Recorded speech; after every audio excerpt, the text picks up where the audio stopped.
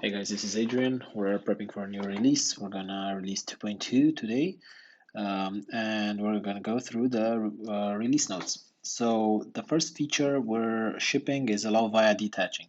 So what is this? So usually when you go into a record and then you go to an associated record like a comment for a project, when you go to edit, you would not be able to edit that relationship, right? So I'm going to go back. I'm going to try it with the user. So I'm going to go in a user. And now when I'm trying to edit a comment, that user field is basically disabled. So now we introduce this new thing called allow via detaching, which I am going to add to a user belongs to.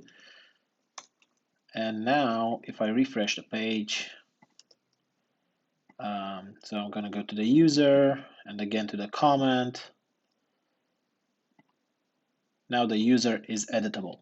So you can click a different user and hit save. And when you're gonna go back to the initial user, Gene Hickel, you're gonna see there are no more comments for that user. Cool. The next feature is hide record selector. Cool. So hide record selector checkbox. Again. Cool. So usually for resources, you'll have this selector where you can select multiple resources and apply multiple actions. But sometimes you just don't need it. So if we go into, I'm going to the in the comments resource, and I'm going to set record selector to false. And now if I go back to comments, the checkboxes are not there anymore. So now you have a little bit more horizontal real estate.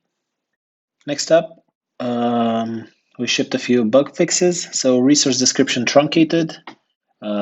Before, when you had like a large description on a resource, it would get truncated, but now it will be displayed on 2 lines or 3 lines or however long that description is. It's up to you to make it as pretty as possible. Next up, unscrollable searchable belongs to. So this was a bug that popped out when you try to edit one. So let's say you have like a big, so you see this is scrollable. You had like a big scrollable form. Whenever you would search a record and then hit enter, and that record would be selected. There was a class that stayed on the body, and you couldn't do the scrolling anymore. Now that's fixed.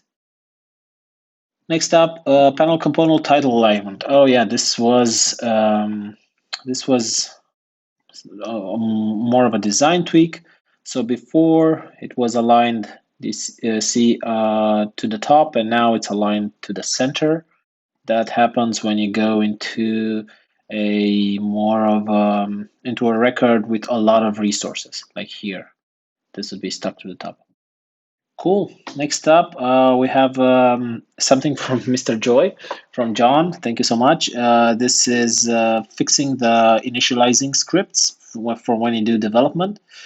The save button broken on Safari. Yeah, that was a pain in the ass. So not sure why, but sometimes when you were on Safari and you would hit like the save button or create button, they wouldn't work. They would just keep the loader displayed, and it would just not work. So we changed the JavaScript there, so everything should work just fine. Next up, minor improvements to the profile sidebar profile component. Thank you so much. Jorge, I think. I'm sorry if I'm not pronouncing it right. So yeah, the thing was like if you were not specifying a user avatar or title, these things would be like out of alignment. So I'm gonna try and see if I can do that right now. Let me close this.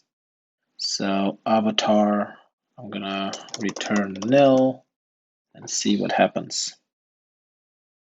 And now this just falls back as it should on the edge here.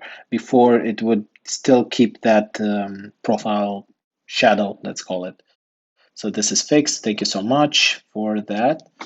Mixing target for controller and profile image. Yeah, similar to that, whenever you didn't have like a sign out link configured for your app using, I think, when you didn't have like when using, just let me check.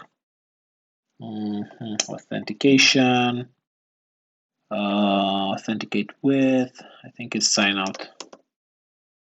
Yeah, the sign out link. Whenever you didn't have like current user resource name set up, and you're not using device or current user, the current user method, this link wouldn't really work, and we would hide it. But because we'd hide it, you'd get like a console error saying that some controller couldn't connect to it. So we fixed that HTML there, so everything should be nice. You shouldn't get that error in the console.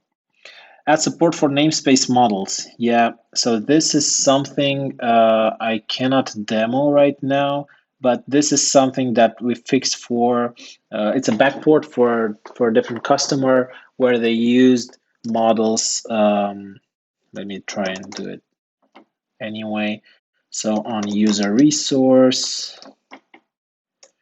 okay, whenever you can do something like self.model class and say user. So this works nice, or you can say like admin user or account user, whatever you need. Well, if you try to do like account as a namespace, then that would fail, and we fixed that with that PR. So this is good. Coolio. And now we made some improvements with adding a hotwire livereload for development, and this is a big bug in development. Actually, it's still something for developer experience that it will reload the initializers and lib directory when doing development on Avo. Coolio. So thank you so much for watching. And if you have any more feedback, ideas, or figure out any other bugs, please create an issue. We're here to fix them and make Avo better. Cool. Thank you so much, guys.